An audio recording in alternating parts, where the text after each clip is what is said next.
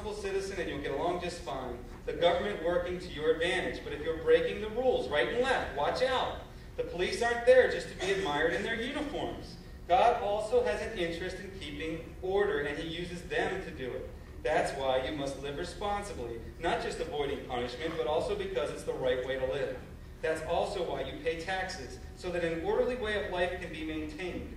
Fulfill your obligations as a citizen, pay your taxes, pay your bills, respect your leaders. That's authority in government. Authority at work. And check this out, Ephesians 6, 5 through 8. Servants, respectfully obey your earthly masters, but always with an eye towards obeying the real master, Christ. Don't just do what you have to do to get by, but work heartily as Christ's servants doing what God wants you to do. Check this out. And work with a smile on your face, as we all do, right? We all just, singing and having a good time. Always keeping in mind, check it out, we're going right back to Romans 13. Always keeping in mind that no matter who happens to be giving the orders, you're really serving God.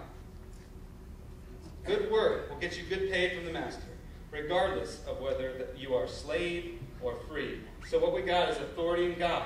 We've looked at authority in our church leaders. We've looked at authority in our government. We've looked at authority in our workplace. And now Kim is going to come up here and talk to us about authority in the family. And I can't wait to see what Kim has in store for us here today. But Kim?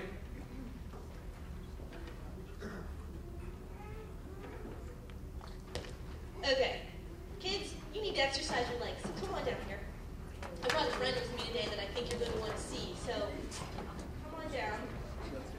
I know that it's hard to sit sometimes. It's hard for me to sit, so if you can exercise for a little bit.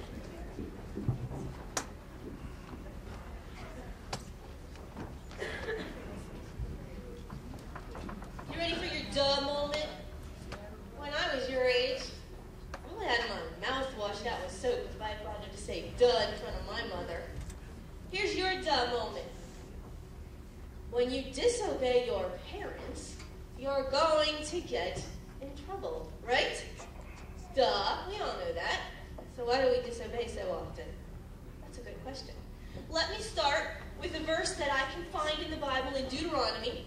I can find it in Isaiah, and I have found it again in Ephesians 6, 1 through 3. Listen to it. Children, obey your parents, for you belong to the Lord. For this is the right thing to do. Honor your father and mother. This is the first commandment with a promise. If you honor your father and mother, things will go well for you, and you will have a long life on the earth. You know what's so amazingly cool about this verse? It's the first one of the 10 Commandments that has a promise. And it starts with one of my most favorite words in the world, children. Children, obey your parents.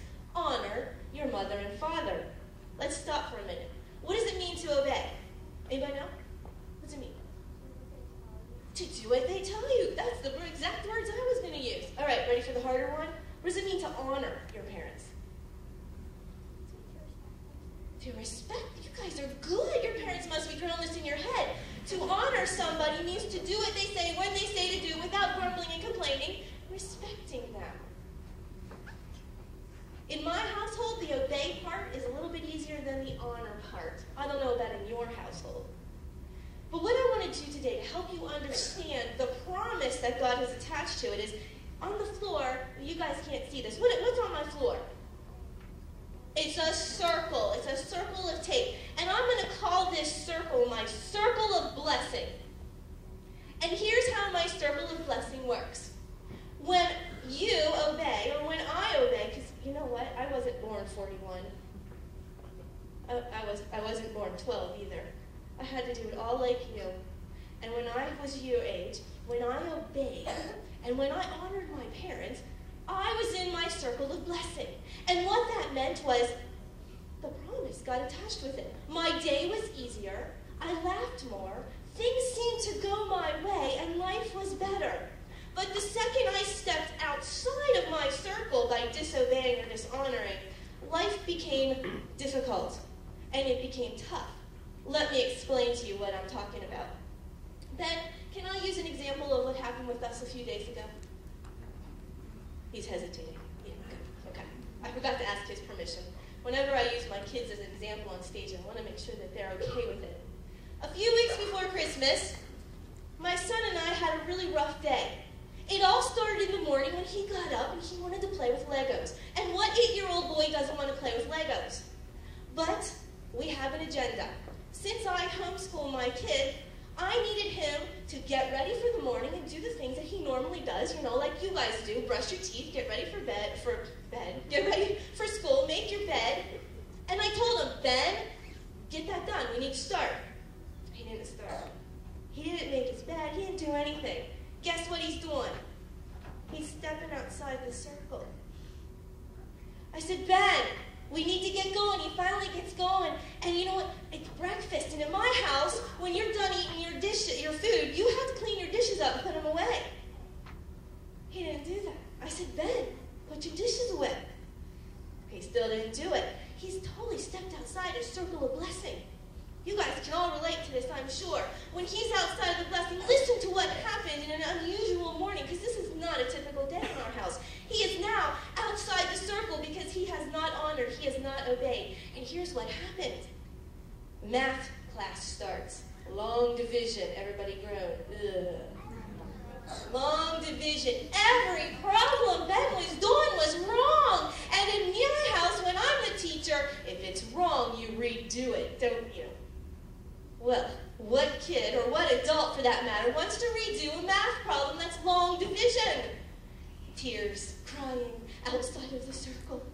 Life is terrible. Later on in the morning, I asked him to do something else, and it went wrong. He's still outside of the circle.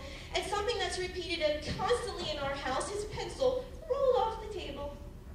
Okay, that's no big deal.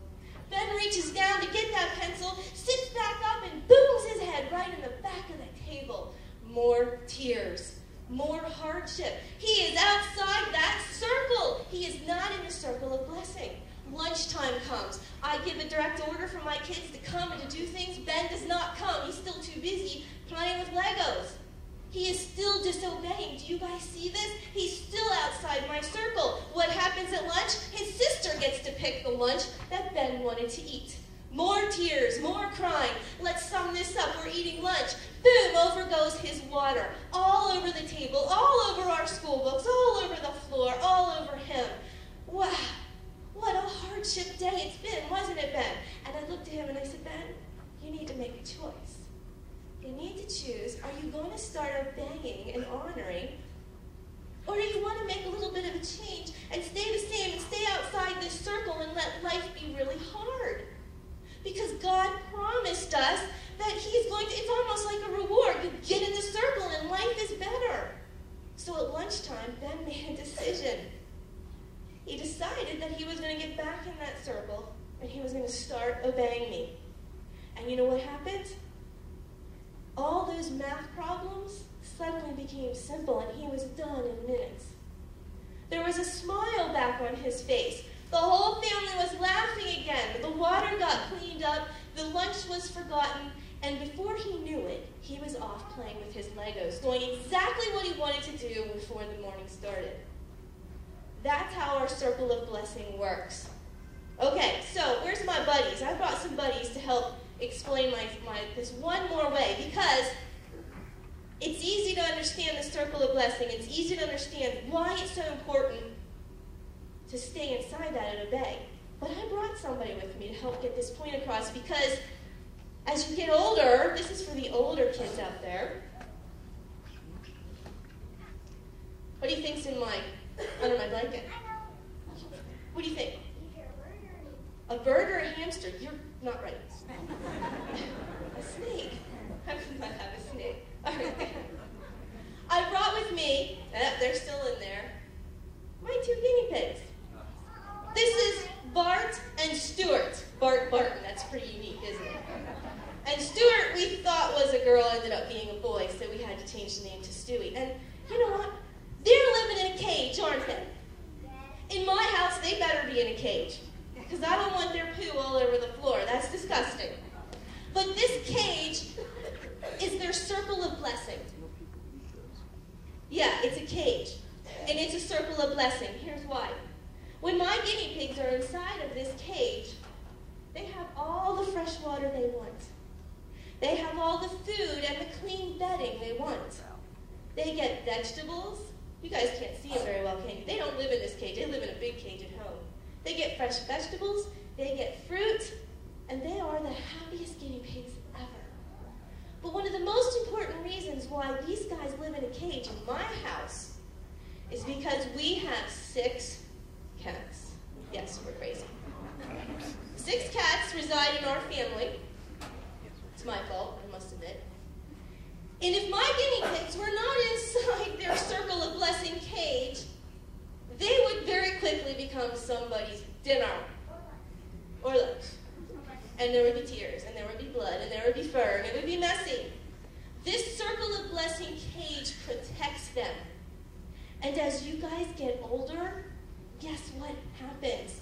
You start to, everybody in the world and everybody in the society, television shows, they're telling you that that circle of blessing, that authority that God has given your parents, has now turned into a cage. It's stifling you. It's keeping you from becoming who you are and what you want. You want to do what you want to do when you want to do it. And you're going to step outside of that in such simple ways. And you might obey your parents. And let me tell you, what I'm experiencing with my 12-year-old is the most biggest problem, and he knows it. It's not the obedience. It's the honoring part. It's the disrespect. It's this. Or how about these? Good, you guys get that? Or, I think the last time, it's their turn. That's all of them, not just one of them. Guys, you have to understand that the second you roll your eyes, the second you do that, you take away your mom and dad's authority. And that's my duh moment. You step outside of that circle, and when you step outside of the circle, who's afraid? Anybody not afraid of water? I need to volunteer real quick. Who's not afraid of water? I need someone not. You're just really nice. You want to be my volunteer this morning, and you're not afraid of water? All right, come on over here. I need you to get inside of my circle of blessing, okay? What's your name? Colin, it's nice to meet you. Okay. Let's say for a minute that you have chosen to disobey your parents, okay? Now you're outside of the circle of blessing. Are you sure you're not afraid of water? Because you know what happens when you step outside this circle of blessing? You suddenly are exposed to a lot more hardships in life. So why don't you step outside the circle of blessing? And you guys might want to put your raincoats on. That wasn't nice, was it? Here's what I want you to do. He's going to go wipe it off of you. Go sit on his lap. You suck it up.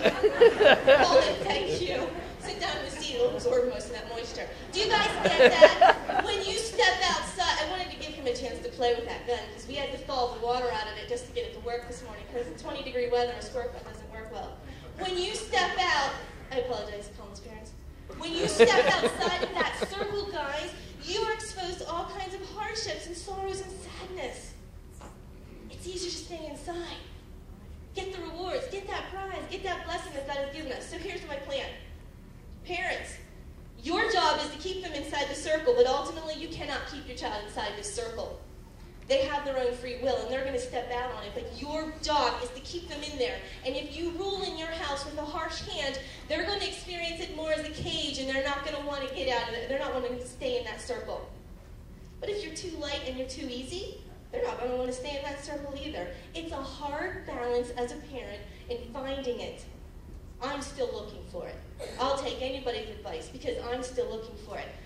Guys, what is one thing that you can think of right now that you can do better in obeying and honoring your parent? Oh, Lexi's got one. What do you think?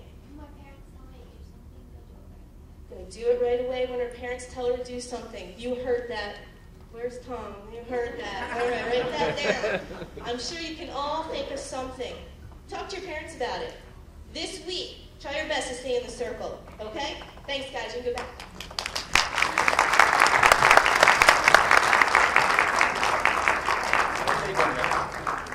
I've always wanted to preach with guinea pigs on a stage, so that's pretty sweet. Not really. Okay. Thanks, Kim. That was awesome. Guys, so there it is. We've talked a lot about